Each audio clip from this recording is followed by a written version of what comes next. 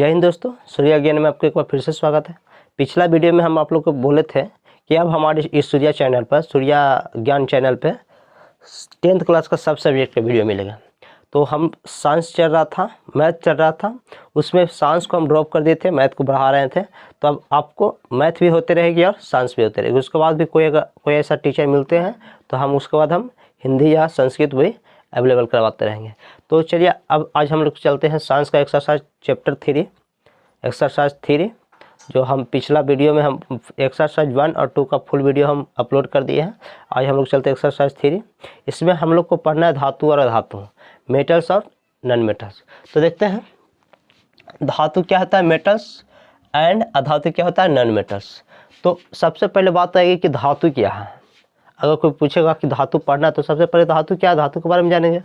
तो आप जो जो चीज़ देख रहे हैं, जैसे लोहा देख रहे हैं, एल्युमिनियम देख रहे हैं, है ना, कॉपर देख रहे हैं, तांबा देख रहे हैं, सब क्या होता है, धातु होता है। और भी बहुत कुछ है, देखिए उसको परिभाषा में क्या होता है।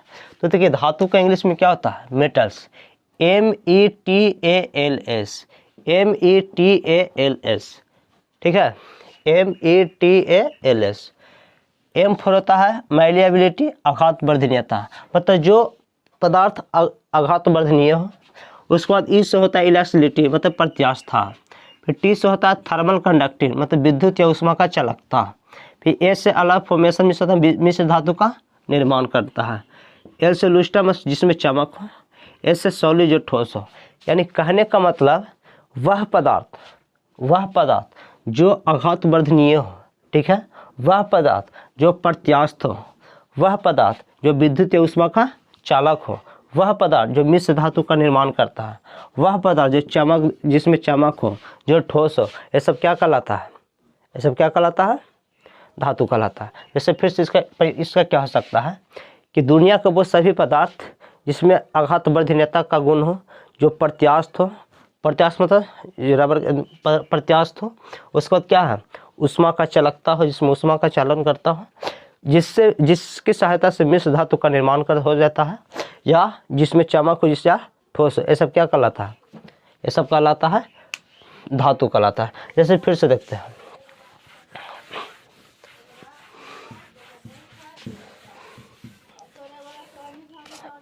अब आप लोग के कोई ध्यान दीजिएगा, परिभाषा से कुछ लिखने से कोई मतलब नहीं है।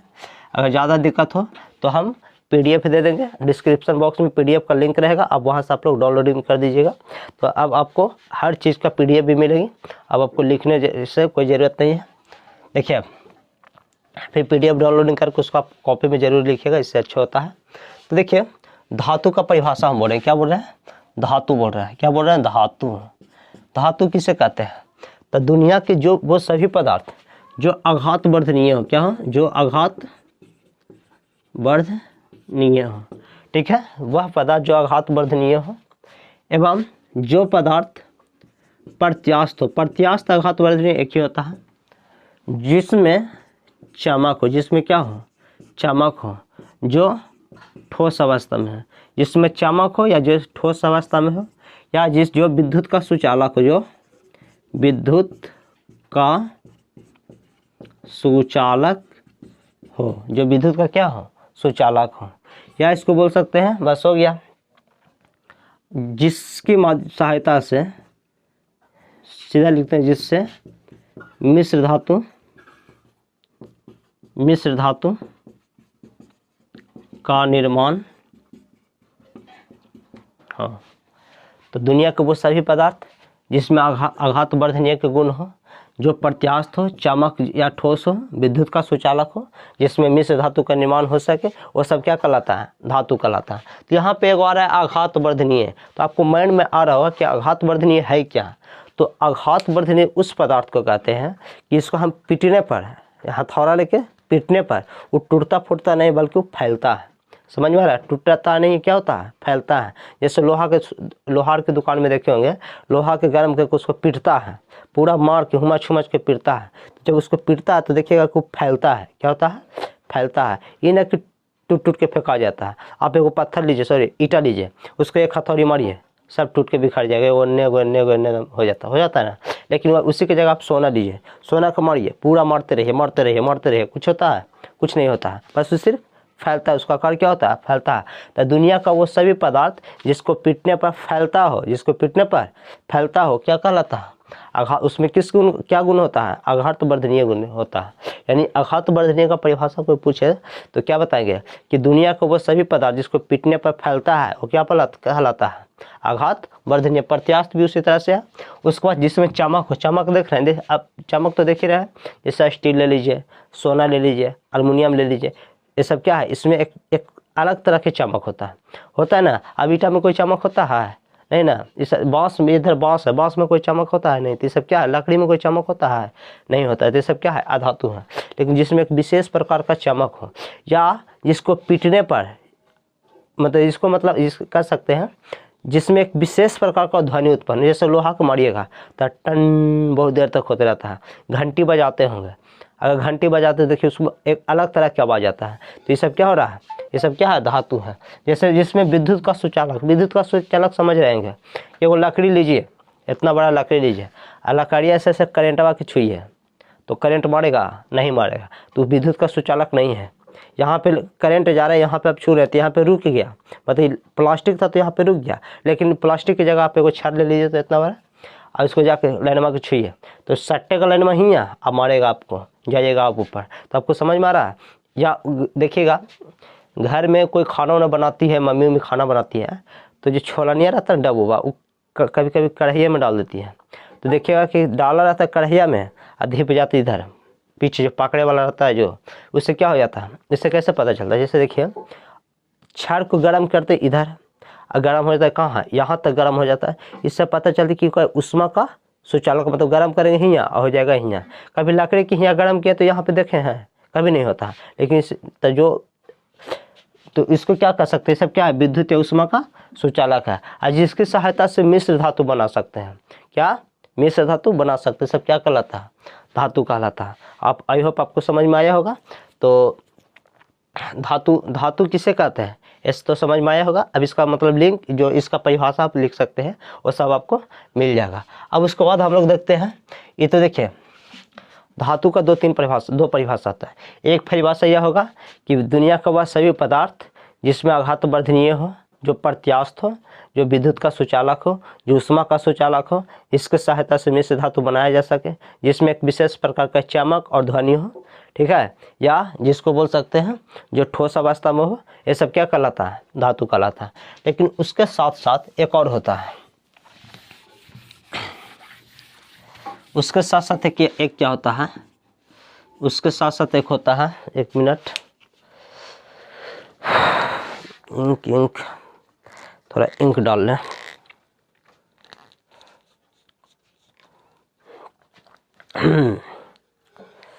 तो तब तक के वीडियो को शेयर भी करते रहिए, तब तक इंक डाल लेते हैं, तब तक आप लोग वीडियो को शेयर कर दीजिए। जितना भी आपको व्हाट्सएप ग्रुप है, मैसेंजर है, सब लोग शेयर करते रहिए, शेयर करते रहिए, शेयर करते रहिए। चलिए अब हम देखते हैं, देखिए धातु का एक और परिभाषा है कि वह पदार्थ जिसको रासायनिक वह पदार्थ जिसका इलेक्ट्रॉनिक विन्यास करने पर, इलेक्ट्रॉनिक्स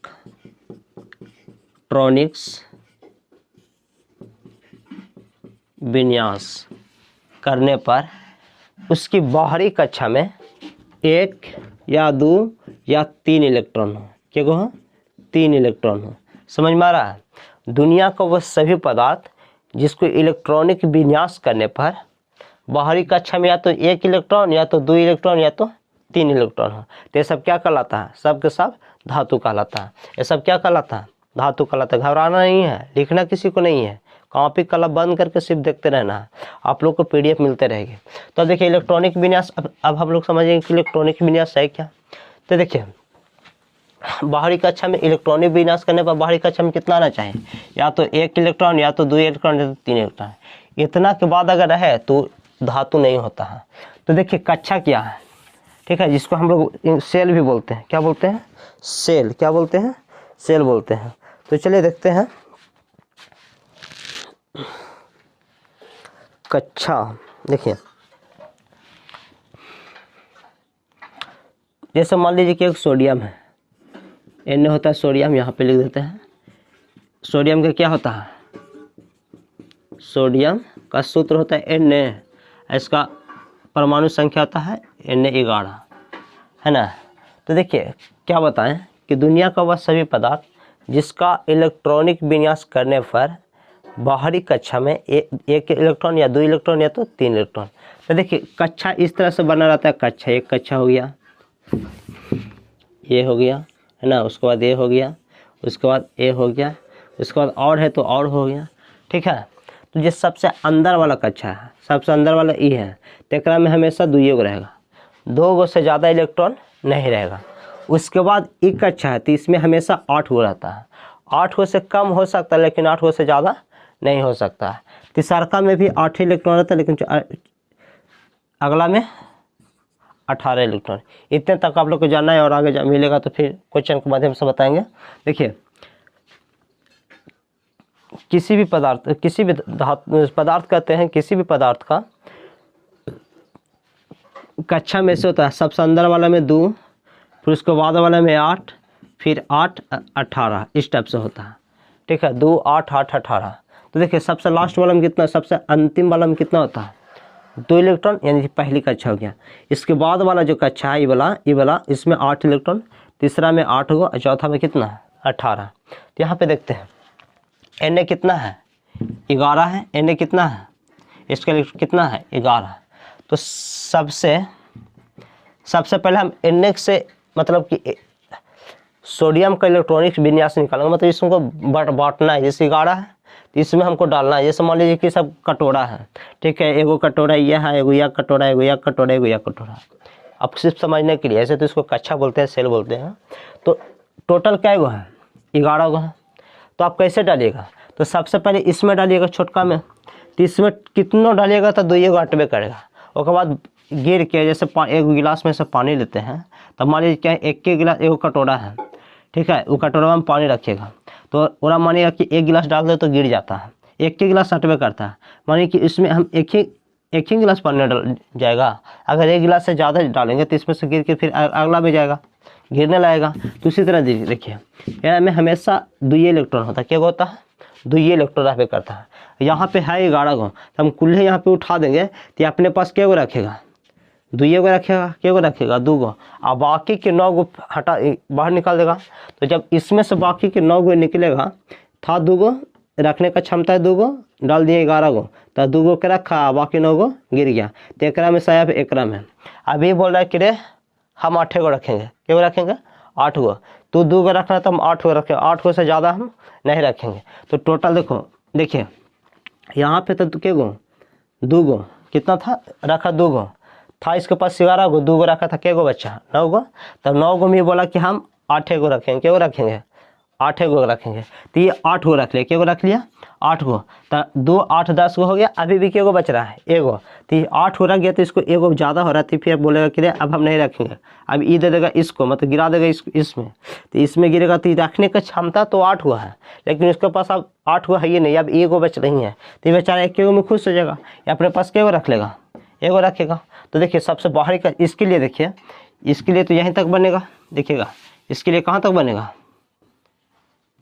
इसके लिए यहीं तक बनेगा, है ना। यानी सबसे लास्ट में यहाँ पे 2 गो रखा, फिर 8 गो क्या गो रखेगा 1 गो रखेगा। तो इसके लिए सबसे बाहरी कक्षा कौन हुआ, यही हुआ ना। इसके लिए जैसे सोडियम के लिए सबसे बाहरी कक्षा 1 हुआ, सबसे बाहरी कक्षा A हुआ, इसमें इलेक्ट्रॉनिक विन्यास क्या हो रहा है 1 है। तो हम क्या लिखाए थे कि दुनिया के बाद सभी पता जिसको इलेक्ट्रॉनिक विन्यास करने पर बाहरी कक्षा में सब या तो 1 इलेक्ट्रॉन रहे, या तो 2 इलेक्ट्रॉन रहे, या तो 3 इलेक्ट्रॉन रहे। तो इसमें क्या गो इलेक्ट्रॉन आया 1 गो, समझ में आ गया। बाहरी कक्षा में क्या इलेक्ट्रॉन हुआ 1 गो। तो क्या है सोडियम, क्या है सोडियम एक धातु है। जैसे एक एग्जाम्पल और लेते हैं, जैसे ले लेते हैं हम एल्युमिनियम ले लेते हैं, एल्युमिनियम का 13 होता है, एल्युमिनियम का कितना होता है 13 होता है। तो जैसे देखते हैं हम एल्युमिनियम का 13 होता है, तो फिर से देखते हैं यहाँ पे यही चित्र के माध्यम से देखते हैं। तो सबसे पहले 13 है, उठा के इसमें डालेगा, है ना। तो उठा के डालेगा तो सबसे पहले छोटका में डालेगा। तो छोटका बोला कि हमारा पास 2 गो रखे की क्षमता है, ज़्यादा हम नहीं रहा, हमारा अटबे नहीं करेगा, ठीक है। तो जब इस 2 गो रखेगा तो 2 गो तो रख लिया, और था 13 गो, तो 13 गो में से 2 गो रख लिया, तो कितना बचा 11 गो, मतलब 2 गो पहले का रख लिया। तो अभी क्या गो बच रहा है 11 को बच रहा है। अब इसके पास 11 को बच रहा है, तो ये बेचारा क्या कर दिया कि 2 गो के आटे की क्षमता बाकी 11 को हटा दिया, मतलब इसमें से डाले तो गिर गया, तो इसमें से निकल कर अब इसमें आएगा। तो ये कह रहा है कि हमको नहीं ज़्यादा दो, हम 8 गो बढ़ाइए हैं, 8 गो से ज़्यादा देगा तो हम टे बोल देंगे। तो कितना बोला कि हम 8 गो रखबे करेंगे, तो ये बेचारा 8 गो रख लिया, रखा ना 8 गो। अब उसके बाद फिर क्या गो बचा, 8 2 10 गो, यहाँ 13 गो है, तो 8 2 10, यहाँ पे 13 गो है, तो 3 गो अभी बच रहा है। तब ये क्या किया, 3 गो बचा, जब 3 गो इसमें डाल दिया, ठीक है। तो ये बोला कि मेरे पास क्षमता भी 8 गो है, तो 3 गो देगा तो 3 को रख लेंगे, कोई कुछ देता तो गरेगा, तो बोलेगा क्या कि हमारा पर रखे की क्षमता 8 हुआ है, लेकिन इसको पास अब 3 गो बचल ही है, तो ये बेचारा 3 गो रख लेकिन। तो सबसे लास्ट में क्या गो हुआ, 3 गो, यानी बाहरी कक्षा ही ना हो रहा है, तो बाहरी कक्षा में क्या हुआ 3। धातु किसे कहते हैं, जिसकी बाहरी कक्षा में 1 2 या 3 इलेक्ट्रॉन हो, 1 इलेक्ट्रॉन भी हो सके, 3 इलेक्ट्रॉन हो सके, या 2 इलेक्ट्रॉन है, सब क्या कहलाता है, धातु कहलाता है। तो 2 एग्जाम्पल आपको समझ में आ गया होगा कि एल्युमिनियम क्या हो गया, धातु हो गया। अच्छा, ये समझ में आ रहा है कि Na11 कहाँ से लिखे, एल्युमिनियम 13 कहाँ से लिखे, तो इस सब का परमाणु संख्या होता है। एक वीडियो में हम आप लोग को दिखा देंगे सभी 1 से 30 तक जितना भी तत्व है उसका परमाणु संख्या, परमाणु भार सब हम कर देंगे, संकेत सब हो जाएगा। फिर Na11 परमाणु संख्या होता है, Na में सोडियम होता है, Al में अल्मोनियम होता है, अल्मोनियम का 13 होता है। तो आई होप ये समझ में आया होगा। जैसे एक एग्जाम्पल और देखते हैं, एगो देखते हैं अस्केडियम, Sc, अस्केडियम होता है 21, कितना होता है 21 होता है।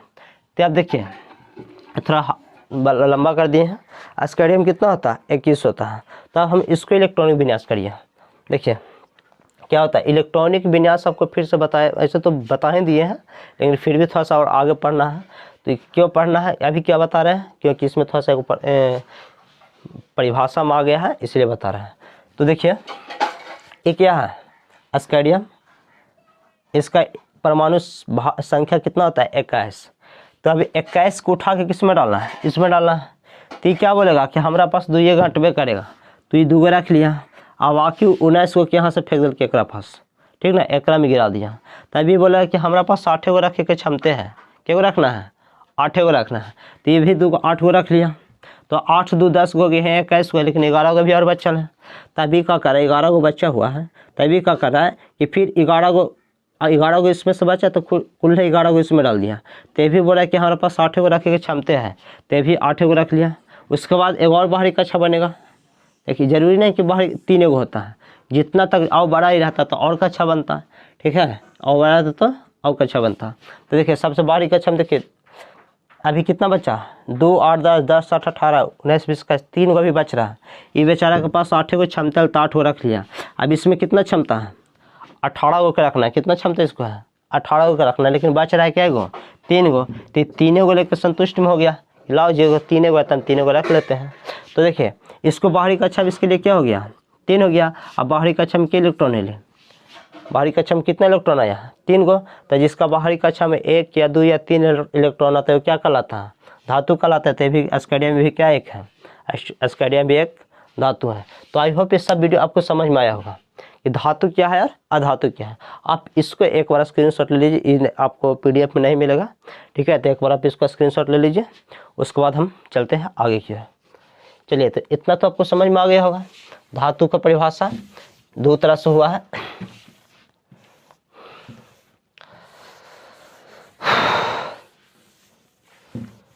आपका जो वीडियो बन रहा है, मतलब जो आपको पढ़ा रहे हैं वो सब भारतीय भवन बुक से पढ़ा रहे हैं, ठीक है। तो भारतीय भवन बुक में सिर्फ देखते हैं। अब आगे है इसी यही बुक में है सामरिक तत्व। क्या है सामरिक तत्व,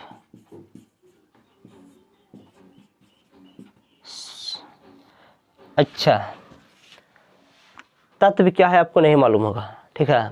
तो उससे पहले तत्व का आप लिख लेते हैं, तत्व क्या है, उसके बाद हम बताते हैं सामरिक तत्व। इस पहले होना चाहिए तत्व। तत्व 3 प्रकार का होता है, धातु, अधातु और उपधातु, ठीक है। धातु, अधातु और उपधातु, ठीक है। देखिए तत्व क्या है, तत्व की परिभाषा क्या होगा। तो देखिए तत्व क्या है कि दुनिया के वह सभी पदार्थ जो जमीन के अंदर से निकलता है, ठीक है, वह पदार्थ जो ज़मीन के अंदर से निकलता है, और कह सकते हैं जिसका उपयोग हम लोग क्या बता सकते हैं वर्तमान जीवन में, कोई बर्तन बनाने में, कोई वैज्ञानिक कार्य में करते, सब क्या कहलाता है? तत्व कहता है। ये सब क्या कहलाता है? तत्व कहलाता है। या इसको हम देखिए, हम लोग के जितना भी मतलब अभी तक जितना भी तत्व निकला है, टोटल 118 तत्व निकला है। आज तक में जितना भी तत्व को खोजा गया है, सब टोटल कितना, पूरा दुनिया में 118 तत्व को खोजा गया है, जिसमें से धातु कुछ है, कुछ अधातु है, कुछ उपधातु है। तो धातु की संख्या है 91 या 2 के आसपास है, अधातु है 18, जो बाकी 7 वो है उपधातु। ठीक है, टोटल 118 है, जिसमें 91 को धातु है, अधातु 18 गो है, और उपधातु कितना है? 7 है। और 1-2 गो है, मतलब ना उसको धातु में रख सकते ना धातु में रख सकते, तो सब बात की बात है। तो तत्व क्या समझ में आया होगा? तत्व की परिभाषा जो अभी बताए वही होता है। धातु की संख्या, टोटल धातु की संख्या कितना है? 91, अधातु की 18, उपधातु की 7, और कह सकते तत्व टोटल कितना है? 118। अभी तक हम लोग को 118 तत्व ज्ञात हो चुका है। तो इसी में भी क्या पढ़ना था? सामरिक तत्व। क्या पढ़ना था? सामरिक तत्व। सामरिक है ना, सामरिक तत्व। सामरिक तत्व क्या है? तो सामरिक तत्व किसे कहते हैं? सामरिक तत्व की परिभाषा होता है कि वह धातु या अधातु, इसको कह सकते वह तत्व, धातु अधातु के समूह को तत्व कहते हैं। तो वह तत्व जिसका उपयोग करके देश के अर्थव्यवस्था को बढ़ाते हैं। समझ में आ रहा है? देश को अर्थव्यवस्था को बढ़ाते हैं। या जो सैनिक कह सकते हैं कि जो सैनिक का जो उपकरण बनाता है उस तत्व से बनाया जाता है। कह सकते हैं कि सामरिक तत्व क्या है? जिसमें सैनिक का उपकरण बनाया जा सके, जिसकी सहायता से सैनिक का उपकरण बनाया जा सके, या देश हित के उपकरण बनाया जा सके। ठीक है, देश हित के उपकरण बनाया जा सके, जिसको बिक्री भी किया जा सके, जिसको क्या हो सकता है? बिक्री किया जा सके। या इसको बोल सकते जो अंतरिक्ष में, अंतरिक्ष कार्य में उपयोग किया जा सके। ठीक है, इसको बोल जाएगा जिसकी राष्ट्रीय आय में वृद्धि हो, जिससे राष्ट्रीय आय में वृद्धि हो। ये सब क्या कहलाता है? सामरिक तत्व।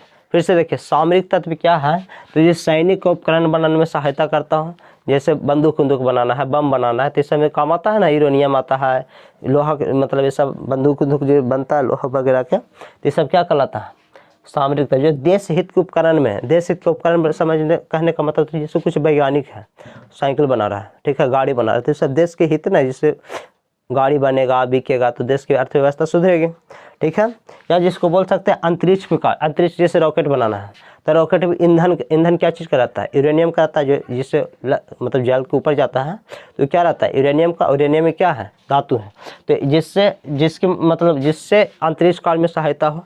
ठीक है, जो ये सब काम होगा, सैनिक का औजार बनेगा, देश हित का उपकरण बनेगा, अंतरिक्ष में कार्य होगा, तो जब ये सब काम होगा तो देश का अर्थव्यवस्था, राष्ट्रीय आय में वृद्धि भी होगा।